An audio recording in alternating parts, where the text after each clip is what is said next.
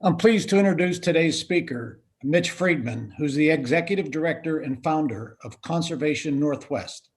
Their mission is restoring and preserving Northwest wetlands, wildlands, and wildlife. As a self-described lover of the great outdoors, I'm pleased to be a longtime supporter of Mitch's organization. I not only admire Mitch's drive and enthusiasm, but also the many successes that have been enjoyed by the organization since 1989. I also admire Mitch's pragmatic approach to conservation, his willingness to engage all interested parties to achieve our mutual goal. Mitch, we are all interested in hearing about the latest update on the activities of Conservation Northwest. Mitch Friedman. Thanks a lot, Brad. That was very kind. And it's nice to be back with you all again. And to save you from having to look at my face, I'm going to jump right into the PowerPoint, share my screen. We'll see if this works.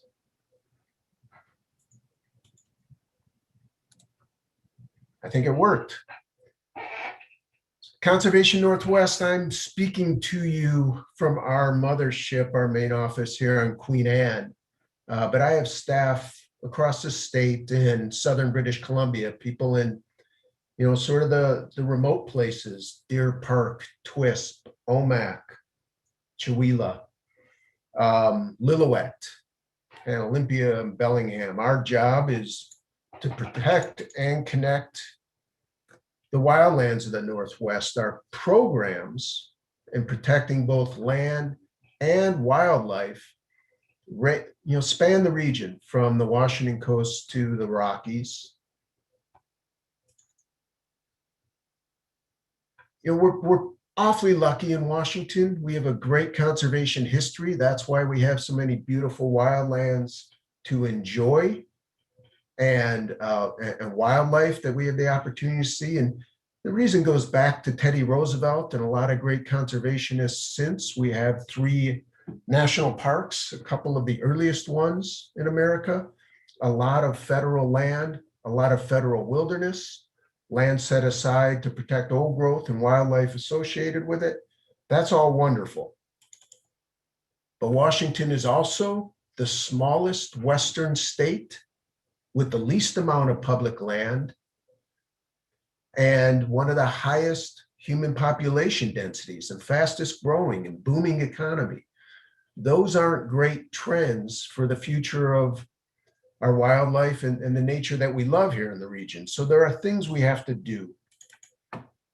We at Conservation Northwest, we're driven by the science, and the science tells us to protect whole landscapes. For us, this is how we see the Northwest: large protected areas that we need to link together so that the wildlife populations in each of those protected areas are linked together, so that several small populations can be joined into one larger population.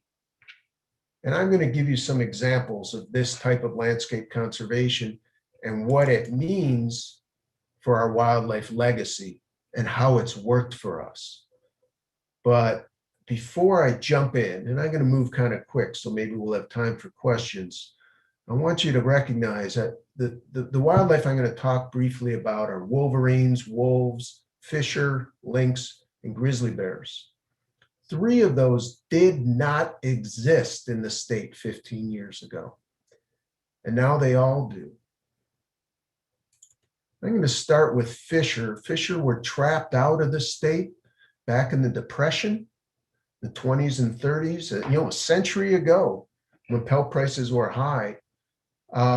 And around, when was it, 20 years ago, Conservation Northwest donated funds to the State Fish and Wildlife Department to study the feasibility of bringing back this charismatic forest-dwelling carnivore. And the state did a great study. They looked at the feasibility in the Olympics and the North Cascades and the South Cascades. And we thought that the North Cascades would be the most likely place. It's so wild. But the study concluded that the Olympics had a much better chance of success mainly because the North Cascades was divided from the South Cascades by the I-90 landscape, not just the highway, but also land uses, mainly large corporate-owned timberlands, large clear cuts on either side of the interstate. So in 2008, we introduced the first links to the Olympics. Those are the photos you see there. They were released up the Elwha Valley. These were links that we paid native trappers in the Chilcotin region of British Columbia to send down live, and we released them. And over 3 years, we released about 80 of them, and they're doing great. Meanwhile, we had done a bunch of work to restore the connections between habitat, separate, in the I-90 corridor, separating the North and South Cascades. Between 2000 and 2005, we raised about $18 million private and over $60 million public, and got about 45,000 acres added to the national forest in the I-90 corridor along wildlife habitat corridors, places that the wildlife research was showing what wildlife were using to move north-south. This inspired WSDOT, who at that time was planning to widen and straighten 15 miles of the interstate over Snoqualmie Pass from Hyack to Easton. And as a consequence, we not only got that beautiful wildlife overpass that you probably know about just west of Easton on the highway, but more than a dozen gorgeous underpasses for wildlife, like this one at Gold Creek, just east of the ski area. And because of all this work to restore those connections and allow wildlife movement through that landscape, we were able to introduce fishers to the North and South Cascades. This is me by Mount Rainier. When was that? Maybe 4 years ago. That fisher is actually named Mitch. And we've since released about 80 in the North Cascades and 80 in the South Cascades. And fisher are doing great in the state. And all sorts of wildlife are using these crossings, elk and even fisher, coyote, cougar, absolutely deer. Next, I'm going to talk a bit about lynx. Washington has the healthiest, most stable lynx population in the lower 48. That's in that area around the Pasayten Wilderness. It's been hurt badly over the last 10, 15 years by large wildfires. But even worse than that, I'm going to backtrack for a sec. I'm going to talk about lynx in the context of connecting the North Cascades east to the Rocky Mountains. And that's that circle in yellow. This graphic is from scientific research about the needs of large carnivore species and where the opportunities are to connect the habitat between existing populations of species like lynx. And you can see that really narrow bottleneck that crosses the Okanagan Valley between Omak and Tenasket. It's vital for lynx. This is a closer image of that same area. The yellow is lynx habitat, connecting green core areas, places where lynx can sustain themselves. On the left of your screen, that's the North Cascades. On the right side of your screen, that big green area, that's Ferry County, the Kettle River Range, a beautiful place if you haven't been there, between Republic and Colville. Lynx were trapped out of that area in the 1970s when the price of lynx pelts were high. They were trapped out. They don't live there now. But we want to restore them, and we want to maintain the habitat connection represented by the yellow color there so that those lynx populations can be connected. So for the last decade, we've been working in that landscape, gaining easements to large ranches so that they won't be broken up for development. This is the Gotham Ranch just east of Republic. Last year or 2 years ago, Conservation Northwest bought a 1,500 acre ranch in that corridor just on the north edge of the Colville Indian Reservation, east of the Okanagan River. We put an easement on it and resold it to a conservation buyer. And right now I have under contract an 8,700 acre ranch in that same area, just north of the Calvo Reservation. We have a purchase option on that for the coming year. I need to raise a few $1,000,000. We're going to buy that ranch and donate it to the Calvo tribe. And in composite, the work we're doing in that corridor, remember that yellow is lynx habitat. We need to connect and protect enough of it that lynx can safely move through that area. And these colors here, the red is that 8,700 acre ranch I was just describing. The other colors are work we've already largely completed.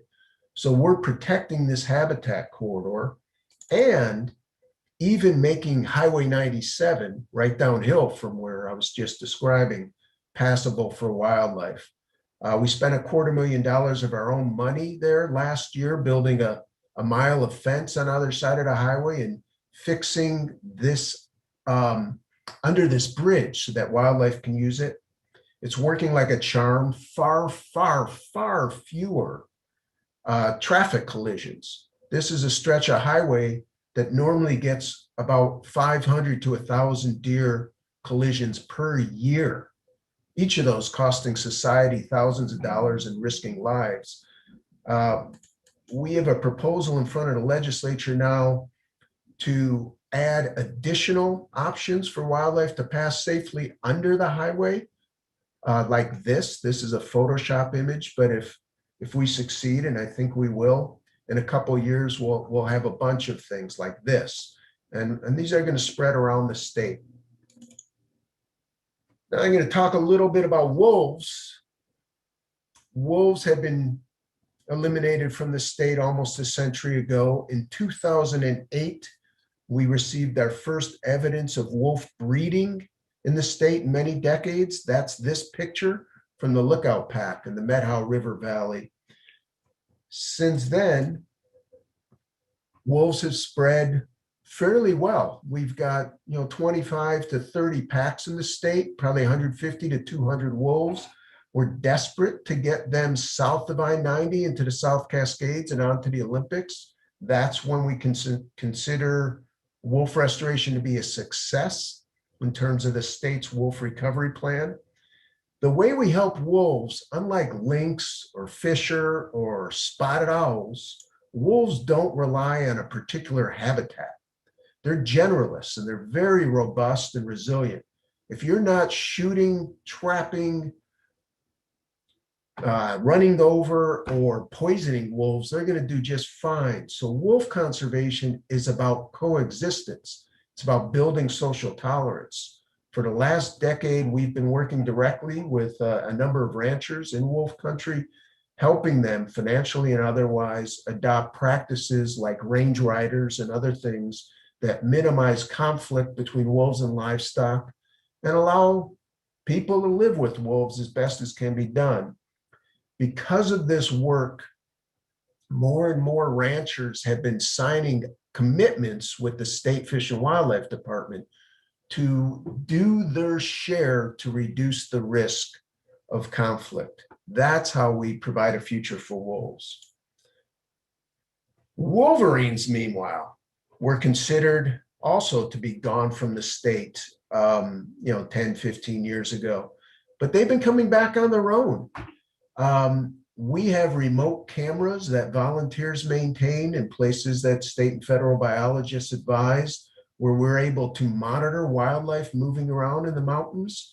And we now have evidence of wolverines not only as far south as Mount Adams, but is a wolverine eating a seal carcass on the Pacific coast, which is crazy.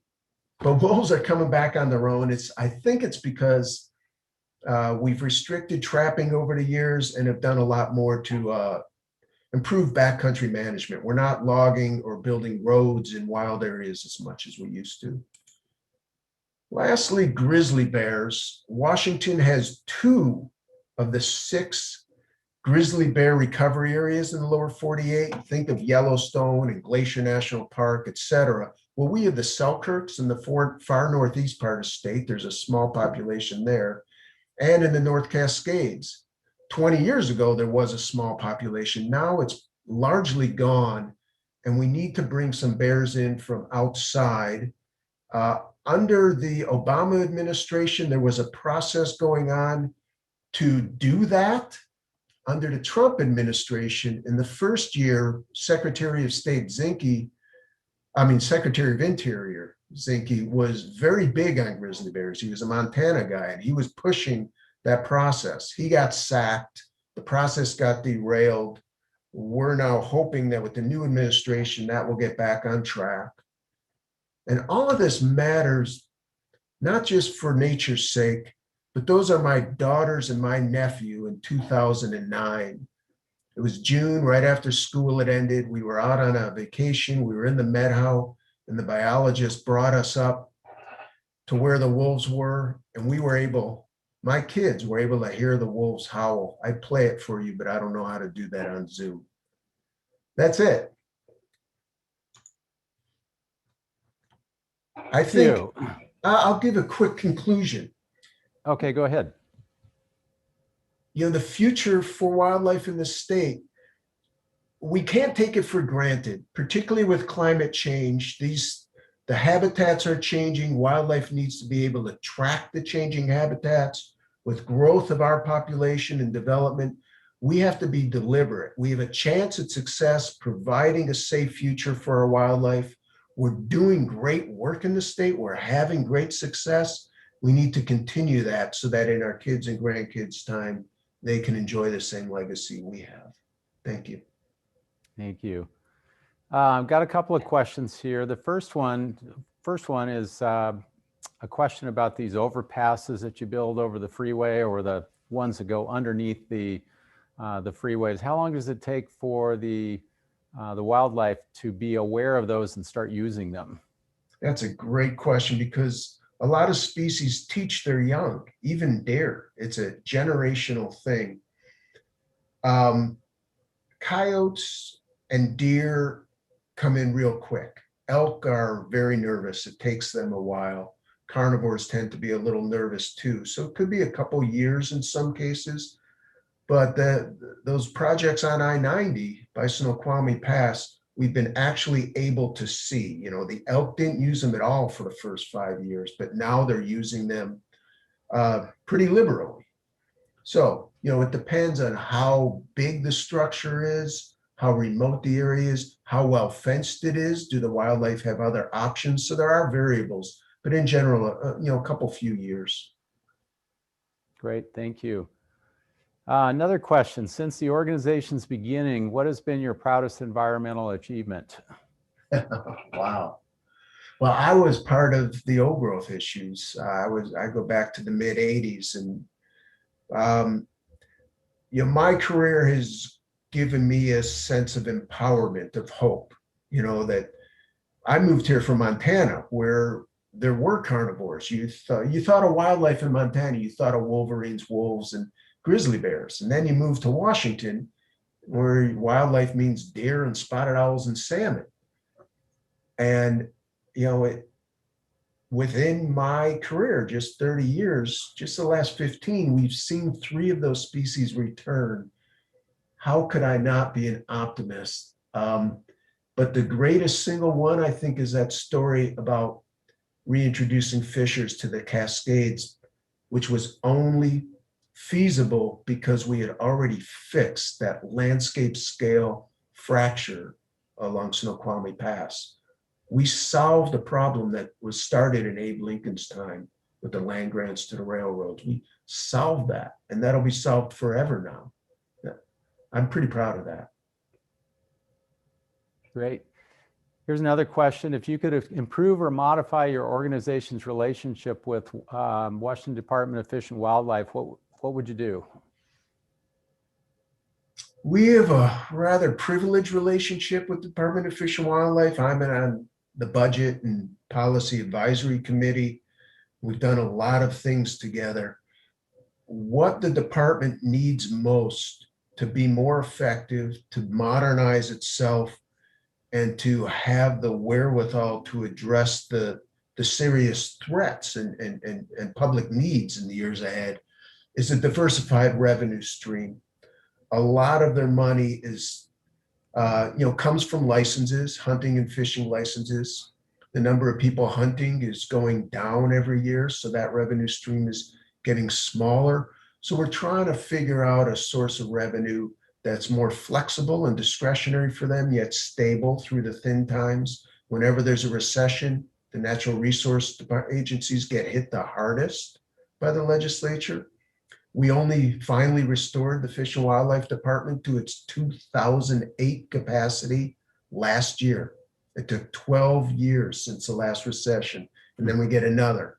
So in my mind, it's about giving them revenue to do their job. Great, thank you. If you could hang around for a bit after the meeting ends here, I think there's a few more questions as well.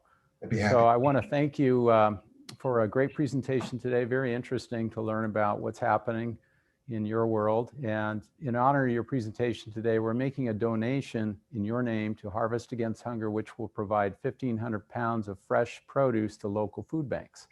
So thank you again. Next week's program is our own Tom Nolan, who's going to talk about cybersecurity's do's and don'ts after COVID-19. Thanks to all that helped out with our meeting today, Jeffrey Van Gogh on the production here and the facility with Constructs and Steve McConnell. Just thank you for that help. Look forward to seeing everybody next week, and hang around for a Q&A here right after the meeting ends. This meeting is now adjourned.